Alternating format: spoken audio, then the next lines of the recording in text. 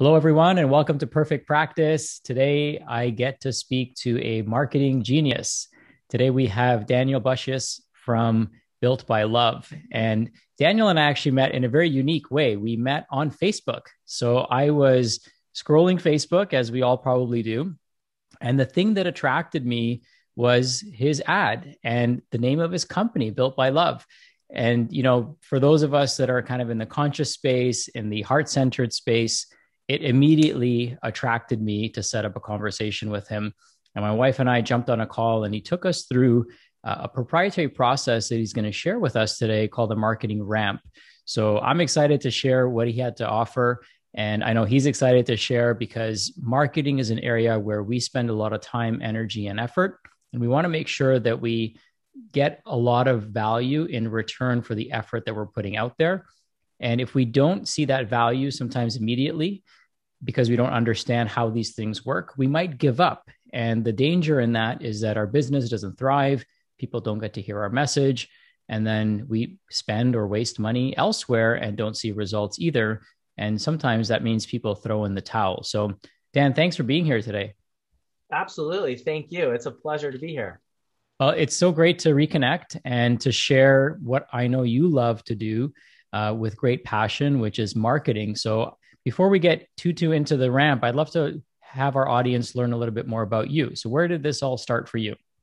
Gosh, yeah. So I started my agency in 1998. So I'm about to age myself. And first started working with Fortune 500 and Fortune 100 companies. And then in about 2009, we shift to start working with smaller businesses.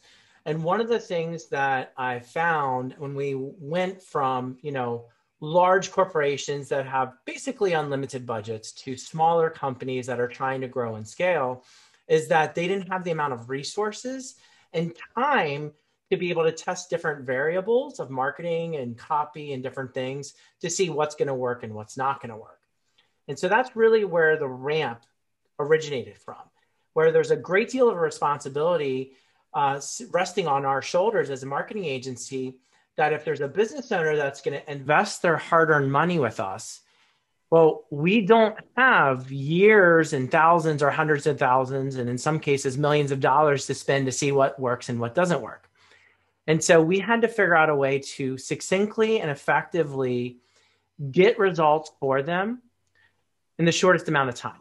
And that's the journey that started the marketing ramp that took about 10 years to truly refine to the point that it's been in use for the last 2 years, and it's produced phenomenal results for clients across the world. I love that. And I'm sure Facebook and all the other platforms don't make it easy for you because they're constantly changing. So you're probably consistently updating your process, refining it a little bit more, and kind of going with the flow to see what's working and what's allowed, what isn't allowed. One of the things that we find in the healthcare space is that it's very difficult to make claims. So, we generally have to be very careful with the words we choose and how we put ourselves out there. Can you speak to that a little bit? Like, what are your thoughts on that? Because I know censorship is a big concern for people, or people's ads getting rejected is a big concern for people. I'd love to hear your thoughts. Yeah. So most business owners that are paying attention to what's going on in the digital world, right? Advertising, Google, Facebook, all of those different things, as well as, of course, like the newest hacks and the newest, dare I say hacks, but the newest like shiny objects that are coming out from the marketing world, right? And in my personal opinion, I've actually gotten a lot of blowback from other marketers, is that stay away from the shiny objects. Like, of course, you're going to want to stay true to your message. And of course, you're going to want to do best practices, which is in any business. But at the end of the day, I feel like marketers and business owners forget that they're actually marketing to real human beings. Mm. And so, of course, making sure that you're having integrity with what you're saying and what you're doing, and you're actually delivering what your product's going to deliver.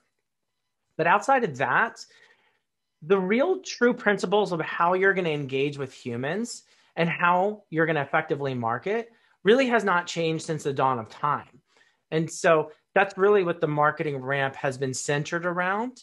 And I know we're going to get into that discussion, but it's really focused on developing a relationship with another human being and giving them the best possible experience along their journey from understanding who you are, what you do, and why they want to do business with you.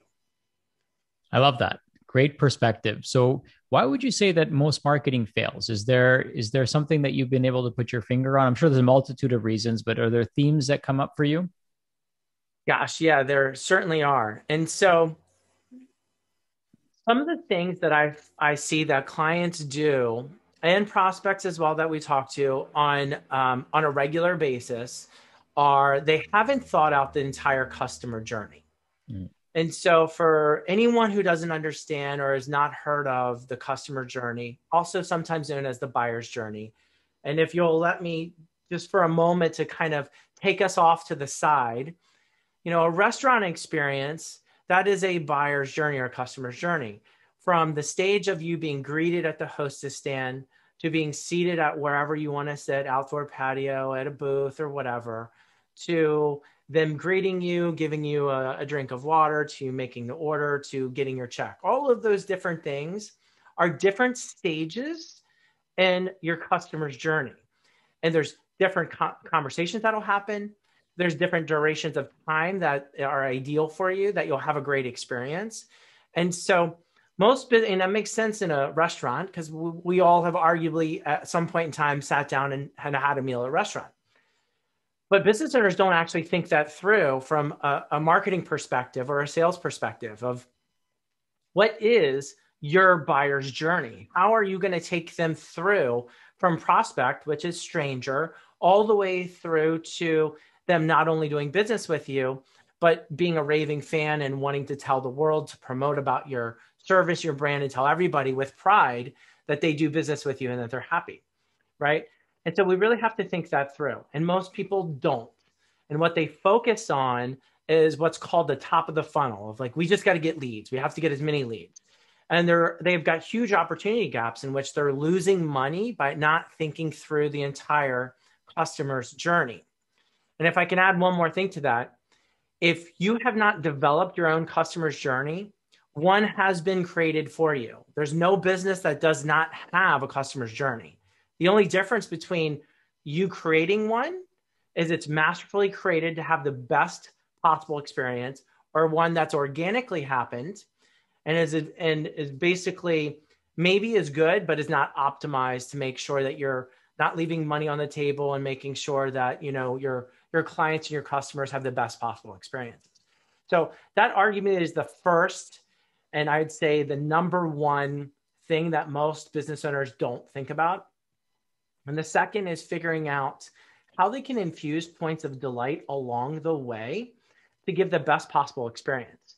Because ultimately, and it's funny, there's statistics out there that say that people, and it's roughly about 68% of customers, and it's even higher on the business to business side, are willing to pay more money if they have a better experience.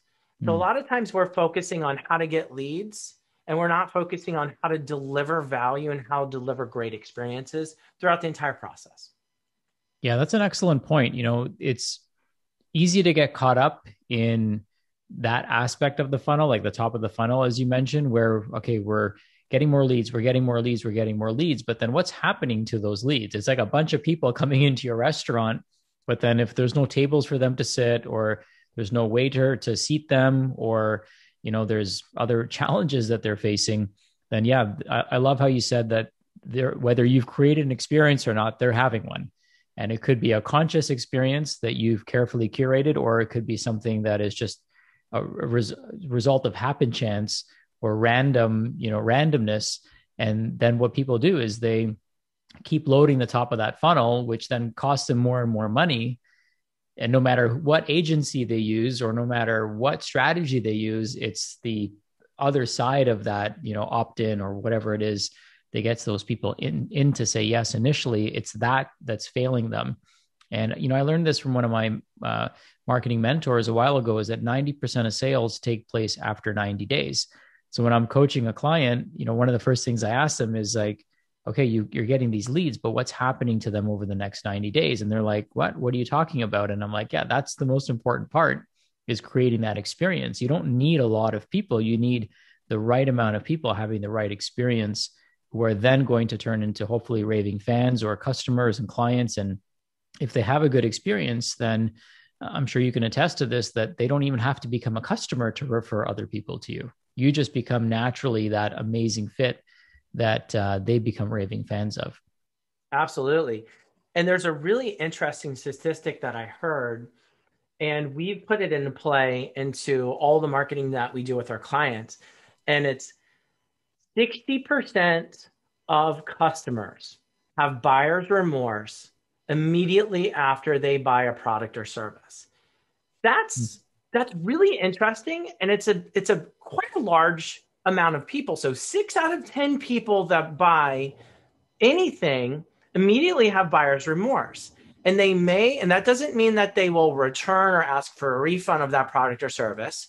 But what it does mean is the likelihood of them buying again or having a great experience is a lot less. And so if we don't start thinking about, again, going back to the journey, a lot of people stop at like, we want the sale, we want that conversion.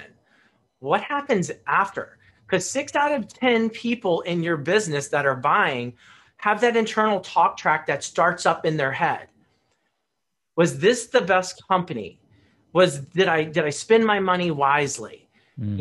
Should I really have done this now, and maybe I should have spent it elsewhere or waited another month or whatever? And if you don't continue to confirm, hey, Mr. or Mrs. Customer, you did make the right choice. We are the right service for you. And what we're going to do is we're going to deliver customer delight for arguably the next 30, 60, 90 days after purchase. Well, the difference between us doing that, acknowledging that 6 out of 10 people are going to have buyer's remorse, and ensuring that they're going to have an amazing experience, is not only going to help reduce refunds, unhappy customers, but it's also going to increase the probability that they're going to have a great experience. They're going to want to buy more from us and more frequently. And of course, then, the most precious thing all businesses are looking for is word of mouth referrals, raving fans. So all of those things come into play by looking again at the entire journey and then infusing strategy at every stage along the way. Have you read Joey Coleman's book, Never Lose a Customer Again? No, I have not, but it sounds amazing. Yeah, he has a framework, and what you're describing reminds me of that framework. So I guess the truth is eternal, right? And if we can create a powerful experience for people, not only are they less likely to refund, but they're more likely to refer and have a better experience. And I think in my opinion, the worst thing that can happen is somebody buying and having buyer's remorse and never even using the product or the service in the way it was intended to, and never referring anyone. Like, I actually don't like that when that happens. Sometimes you will get people that kind of slip through the cracks and don't leverage all the tools and resources that you create for them, but it doesn't allow them to multiply their investment.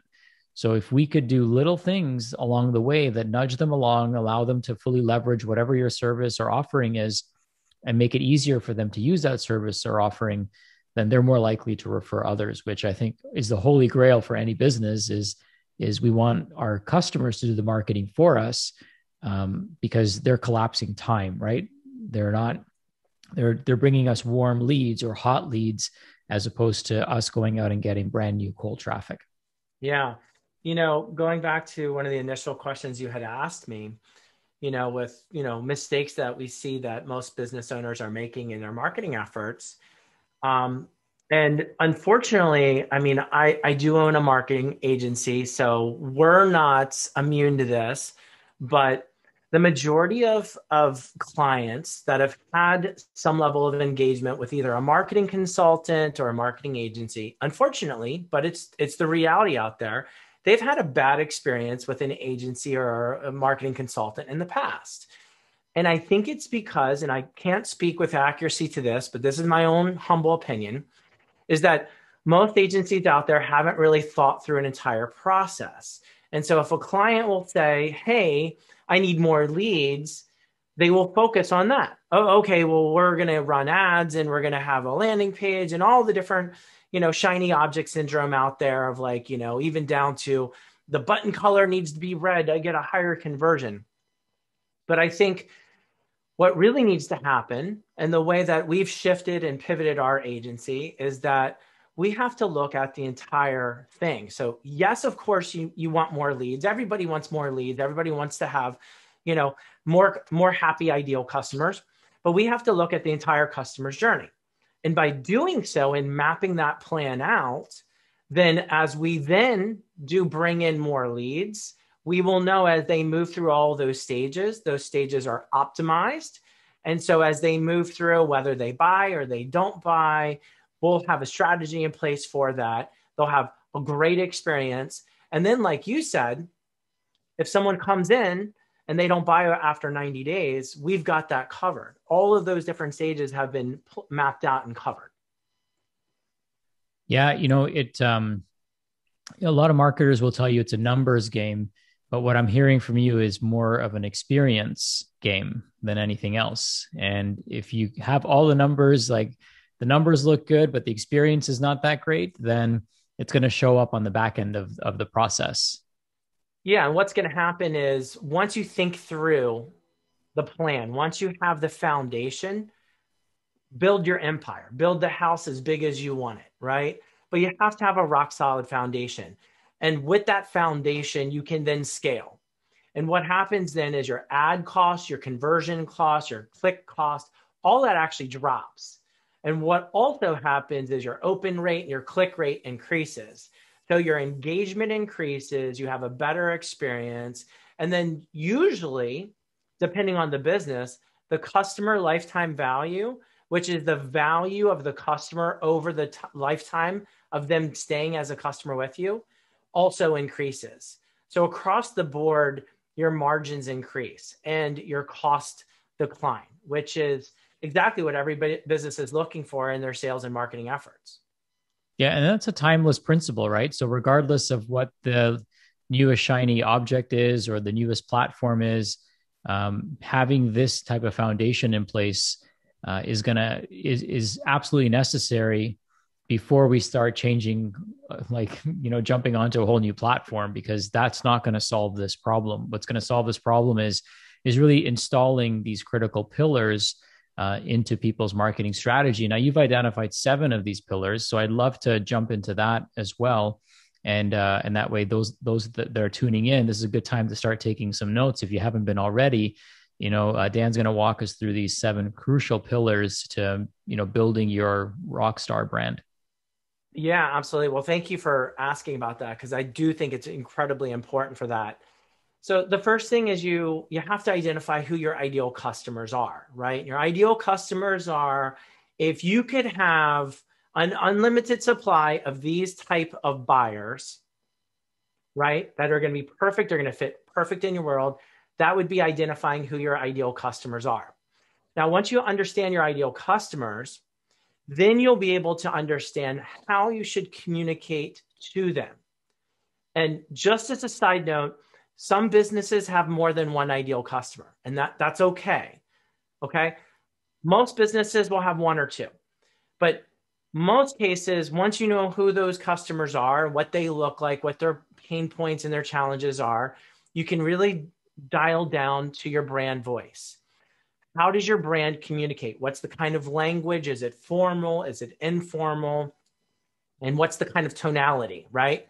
Okay, once we understand how we're going to communicate with our ideal customers, the next thing we have to do is the brand pitch. And the brand pitch is, what's the differentiating point?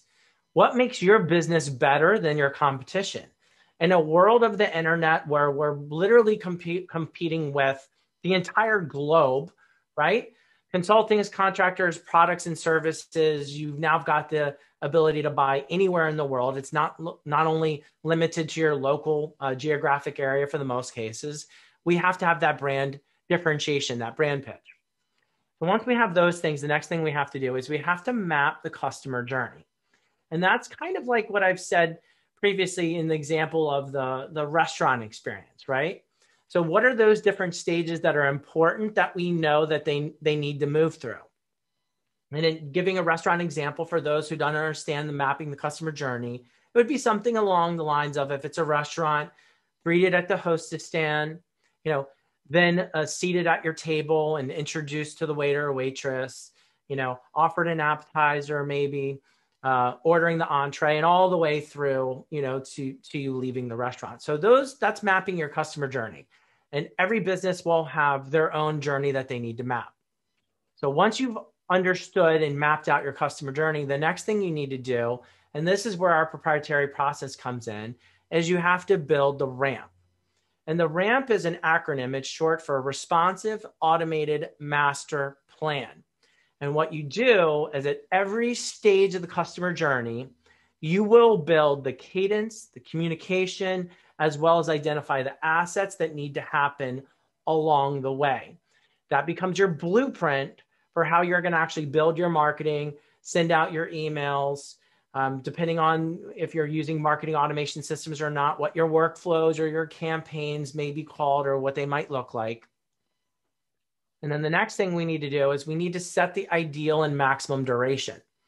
And so an ideal duration is, how long should they be in that stage of the customer journey before they convert, they move to the next stage? That's the ideal duration. And a maximum duration is, once they've hit to that maximum duration, we know for whatever reason that stage is not working. It's not effectively getting them to do whatever we're looking for them to do. We need to stop having that conversation and change the conversation and move them to a different stage. And so just like humans would be talking with each other, right? If I continued to ask you the same question and you're like, no, thank you, no, thank you, and I kept asking you the same question, you might think to yourself, I think something's the matter with Daniel. I'm not responding to the question, yet he keeps asking it, right? And at some point in time, you would walk away and you might avoid me, thinking like either I'm agitating or irritating, or maybe I'm crazy, right? Well, that is the same what that happens in our marketing campaigns at those stages. So if we hit the maximum duration, we have to change, stop that conversation, and move them to a different stage and have a different conversation. Doesn't mean we're going to stop selling them on what we want to sell them. We need to change the conversation. Okay. And so then the seventh one is making sure that once we've done everything that I've talked about, we've mapped the customer journey, we've set those stages, the ideal duration and the max duration, as we look back to how we can infuse points of customer delight along the way. They might be something as simple as small videos. It could be assets like PDFs. It could be any of those things along the way that are making sure that at every stage along the way, they're having the best possible experience. Because when they do that, they're going to want to buy from us. They're going to be less price sensitive, and we're going to build more rapport, loyalty, and trust with them. I think a lot of times the experience can justify what they just spent, right? So Absolutely. Even if they paid a premium based on, what transpires after that, they'd be like, wow, that was like well worth it. I think Apple does a great job. I was recently started a subscription service for organic cold pressed juices. So we have cold pressed juices delivered to our family every couple of weeks. And one of the first things that they did was they created a custom video for me, thanking me, like using my first name. So it was like a legit, video that they did for me and thanking me. And then over the next couple of days, they started peppering me with, different videos and emails, like kind of pre-educating me as in terms of what to expect. So when I got the products, here's what I should do. Some of the questions that I had in my mind that would have popped up, they answered them before I got the products. So one of the things was, why plastic? So they use plastic bottles as opposed to glass bottles. So then they gave their whole rationale behind that. So almost answering the questions or objections that I might have, right? If I, in my mind said, well, why isn't this glass? I'm not ordering this again. And then they never sent me that message as to, hey, it's cheaper to transport. There's less breakage involved and blah, blah, blah. Then I would have, immediately drawn my own conclusion and perhaps not reordered. So it's kind of interesting how we experience this, and it creates this awesome experience for ourselves. And I'm continue to be a customer, so that tells me something. And if we were to do little things like that, it could be very, very powerful. So I know you gave us a few examples, some videos and things like that, but what are some of the best practices for creating customer delight? Do you have any specifics that you'd like to share? Gosh, yeah. And I'll try to be succinct about it because I could talk for days about this kind of stuff. A quick and easy win. And we do this with all of the clients because even though we work with hundreds of clients on an annual basis, the majority of the world out there, it's still a small fraction of business owners, right? So a quick and easy win to add delight is if you're a business owner and someone is filling out a form on your website, whether that's a contact form or they are opting in to get some kind of valuable resource or a lead magnet, whatever that is, on the confirmation page, you should have a short 30-second video. And that video should thank them, introduce who you are, and thank them for their interest in your product or service. It takes you no time. It does not have to be professionally produced. In a world where Android phones and iPhones produce 4K or very high def video, you can shoot that on your own. And think about it. That's the first engagement other than them opting into whatever that they're looking to get from your website or your company. That's the first time they're actually going to see the founder or the owner and you personally thanking them. And then you get to open up the story arc to say, hey, over the series of days, months, whatever it might be, we're going to be sending you more information to add value, to help you on your journey to whatever their mission is. Get better health, get better sales results, get fresh, cold pressed juice delivered to their house, whatever that is. But that's kind of a wow factor. And if you think about all the times that you've probably opted in for things, the chances are it's very low that you've actually seen anything like that. That is a differentiator that costs you almost no money to do. And you're immediately going to stand apart from your competition. And you start to do little things like that along the way, it sets you apart. I love that. You know, we could definitely be better about that. Most of our funnels, we do have, or opt-in thank you pages, we do have that. And sometimes I'll be honest, I get a little lazy and I'm like, you know what, let's just put the image of whatever they're getting. But now that you've mentioned that and reinforced it, I'm going to go ahead and do that and make sure that all of our thank you pages have a quick little video congratulating them, thanking them, and creating that arc. I love that. So it's beyond just thanking them. It's creating that storyline and what they can expect over the next days or weeks or even months. That's Absolutely. awesome. You know, Simple. if I can for a moment, what I'd love to do is like I want to make sure that anyone that's listening to your to this conversation between us, that they understand that the key of this is that we've got to get back to marketing to humans, to having a human to human relationship. And too many times people are sending emails or looking at numbers for ads or conversions, and they remove the human element from that. But humans are craving more and more deeper experiences with brands than ever before. And that's because the amount of information is overloaded, right? In a digital world where on average, people are seeing over 2,000 ads a day, they're getting hit from every kind of aspect of their phone, they're walking out the door, radio, TV, podcast, you name it, right? So we have to create that deeper relationship. And one of the things that I would suggest that's an easy win for anyone is typically we build this into the marketing ramp. And one of those stages is having a pain point segmentation. Now, if you and I are having a discussion and, we meet for a cup of coffee and, you say, I'm really looking, I need for some help for this specific thing in my business. If I didn't start to try to ask, like, what's your goal? Why are you having this problem? What is your pain around this point? I would be doing an injustice to you in the discussion, and I would be kind of guessing at how, we might be able to help solve your problem. But if I said to you, well, tell me why, like, well, what is the problem here? And you tell me that, and then I think about it, and then I could respond back and say, this is how we've helped people just like you to solve this problem. And here's a couple of case studies or some examples of how we've actually been able to produce results. So you can rest assured that we could actually solve this problem for you. You would be engaged. You would likely want to learn more. And then you might want to even learn more about my company and why I founded it and things like that, but not before that, right? Mm. And from a marketing standpoint, if there's a tip I can give, we need to make sure that if people are coming in and they're opting in, and usually after they're opting in for whatever we're offering them, typically we go to the default of buy this thing now. And that's okay. There's nothing wrong with that. Some of those people will raise their hand and don't want to buy. But if we don't know why they're opting in for whatever we're offering them, and we're making an assumption, we're doing our company a disservice and we're doing them a disservice, because every communication after that, we're guessing at why we think they have this problem, and we're making suggestions that could be completely wrong.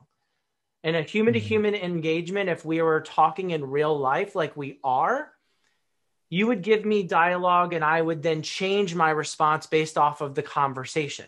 We need to do that in digital marketing.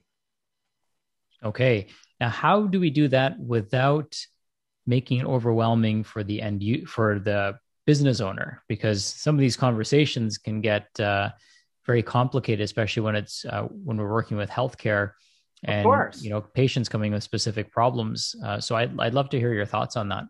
Yeah, there's two easy ways to do it. The first is as simple as sending an email after they've opted in. And of course, after you've made whatever suggestion, please buy this. We think you're going to like this. Statistically speaking, the majority of those people will not. And it's not that they don't like your product. It's that they don't trust you. They haven't developed a relationship yet with you, but they will. And so the next thing that you can do is send an email and say, hey, in order for us to give you value, make suggestions on products or services that can help you, we need to know what your primary pain or primary challenge is. And then give them just a button to click. And then you can have, if it's like, you dare allow me to give a very basic example. If I had a fitness business, basically you would be coming into my fitness business to either lose weight or gain muscle mass. And there might be a third option where you do want to do a little bit of both. Now you might say, well, what about people that want to gain more energy? Well, arguably, then you would probably want to lose weight, right? There's always like a fine line between, let's get down to the categorical thing of what you're trying to do. So if you give them the option to click a button, and you can set those options and make sure that you always have a default option, okay? Then they can click on the button. When they click on the button, they have self-segmented. It's that simple. And once you have your database segmented, you can effectively market and then serve up the solution to them. Hey, now that you said that you want to lose weight, here's how our products and services can do that. Here are people we have helped accomplish this. Now that you've said this, we also want to give you a discount offer for you to go ahead and take advantage of this thing. Now we know.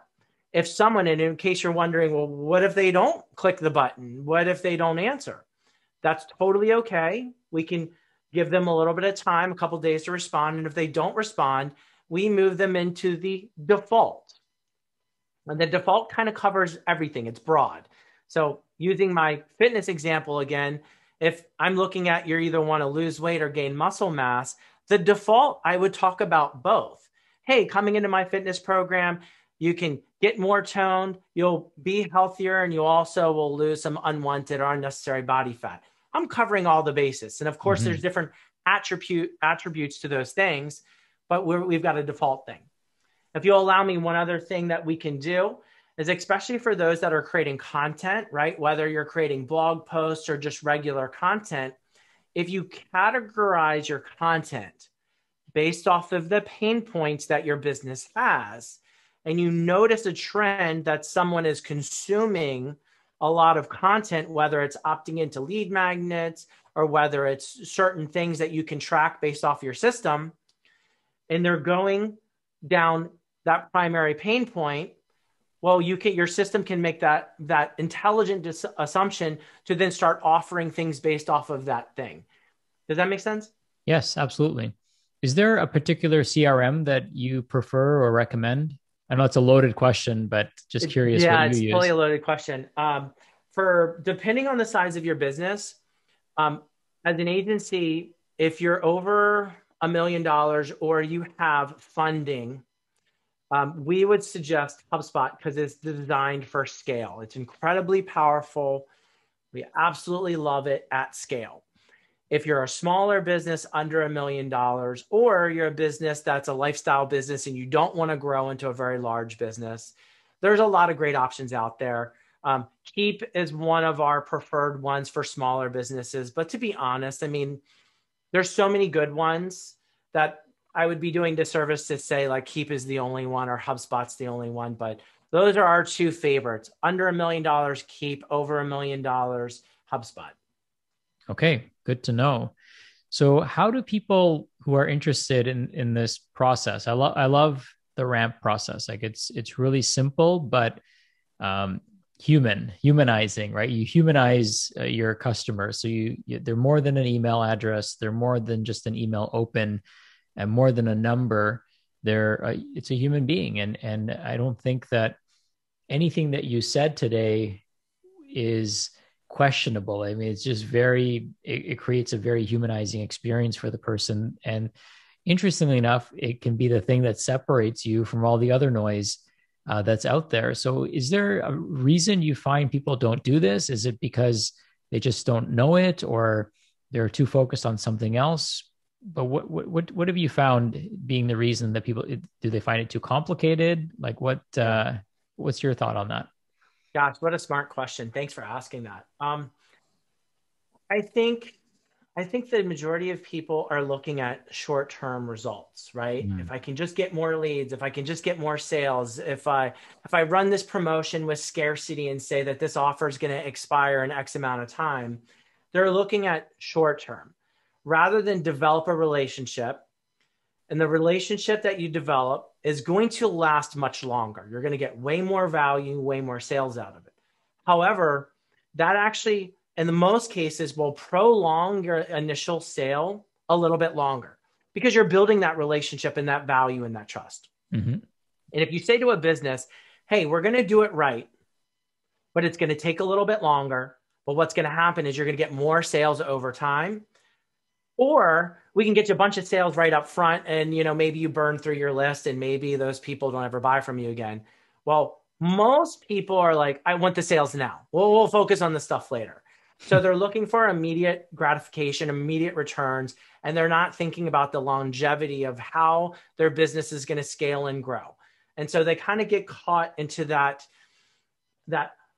horrible cycle of short term, rather than focusing on long term.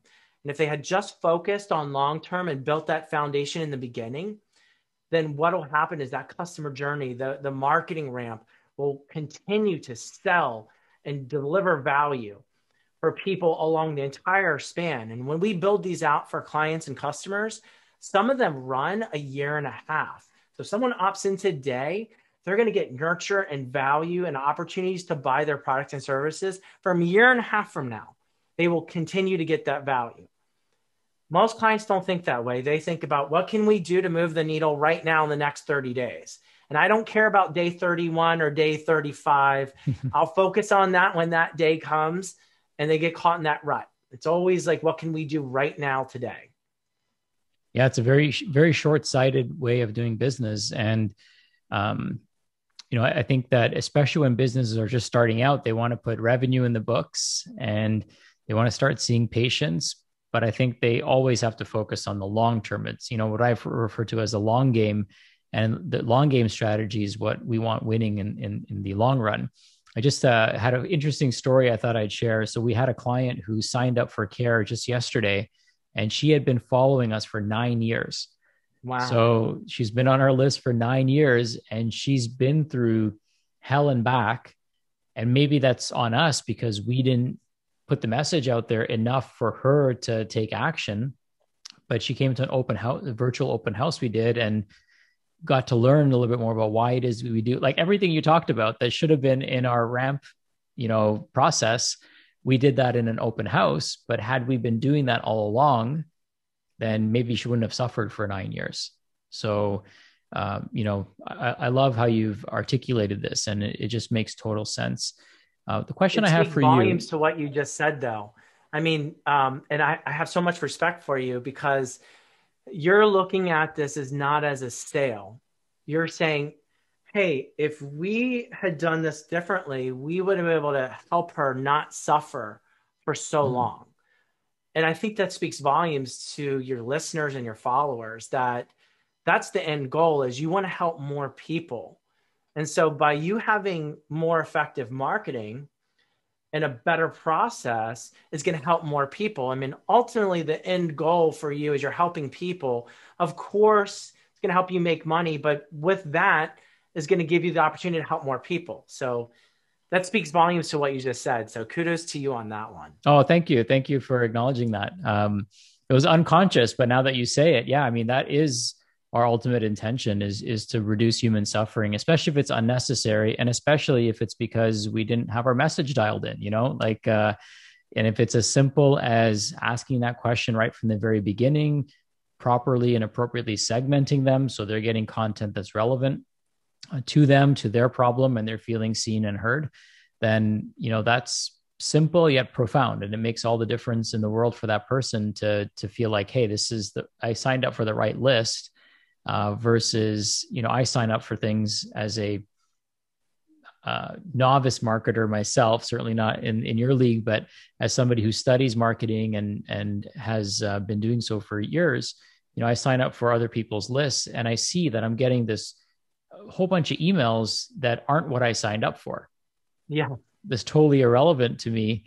And it just doesn't, like, why am I getting this? This doesn't make sense. And had they asked, like, why did you sign up, or what is your key interest, then it probably would have done a better job on selling me on their services. I'm not going to mention the name, but there's a major shoe brand that I signed up for their list because I was looking at a new pair of hiking shoes. And so I figured, because I signed up for the list, that they were going to send me, men's hiking shoes. And then all of a sudden I started getting emails from this company. And this is a major, major brand. Women's clothing, women's shoes. And I never clicked on the website for anything like that. I never indicated interest for that. And it turned me off, not as just a marketer of like, how can you be so irresponsible with your list, but just as someone who I was looking forward to. I like their products. I wanted to spend money. And if they had suggested, hey, you're looking at hiking shoes, there's some great clothing, backpacks, and other things you might be interested in, I would have likely bought all kinds of things from them. But I had to unsubscribe because they were sending me things that were completely irrelevant. And so they lost not only potential sale of hiking shoes, but they lost arguably hundreds of dollars in potential sales from me because they just didn't do the simple thing to say, what are you interested in? What are you trying to achieve? And if they had said that, and I said, this is my interest, they could have segmented me and then sent me only those things and helped me along the way when I wasn't doing what they were doing what they were expecting, like buy the hiking shoes, do the next thing. So my brain is churning now. So I'm going to ask you a question. It might be technical, but I think you can help here. So let's say I've got a morning routine lead magnet.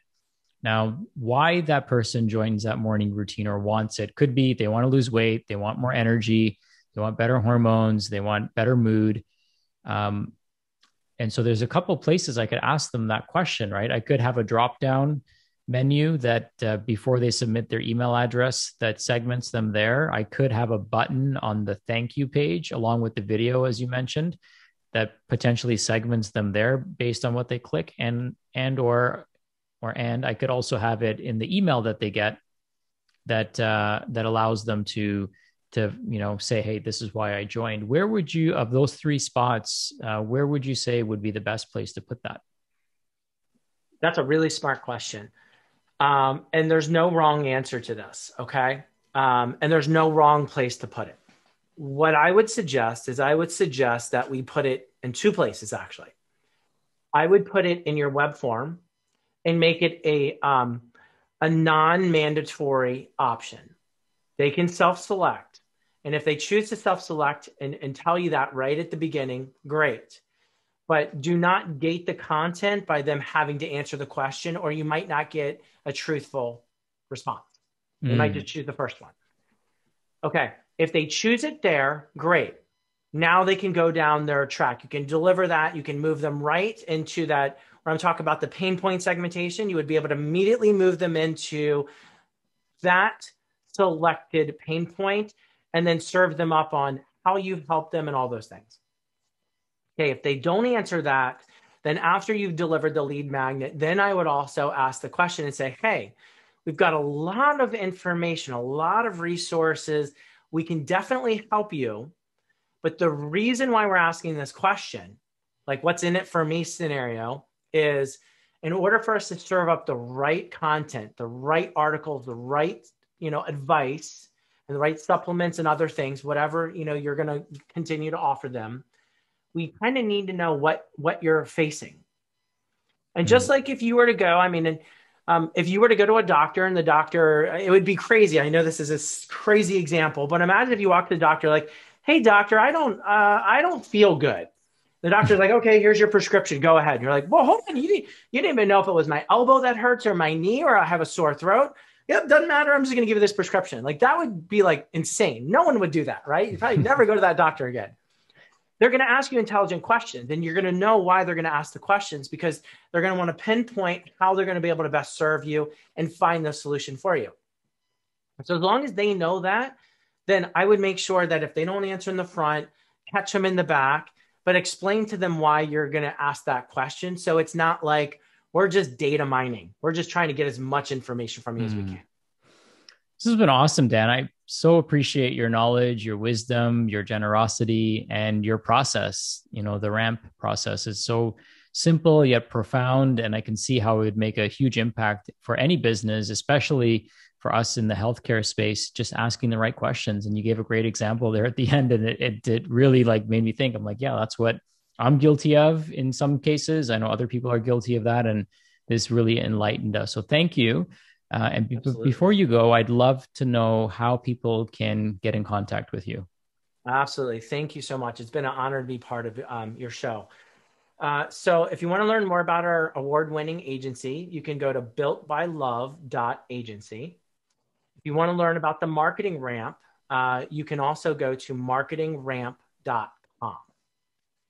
Beautiful. Thank you. We'll be sure to put that in the show notes. And I look forward to having more discussions with you. So if you're up for it, I'd love to have you back on, and maybe we can dive a little bit deeper into the process and, highlight your brilliance even more.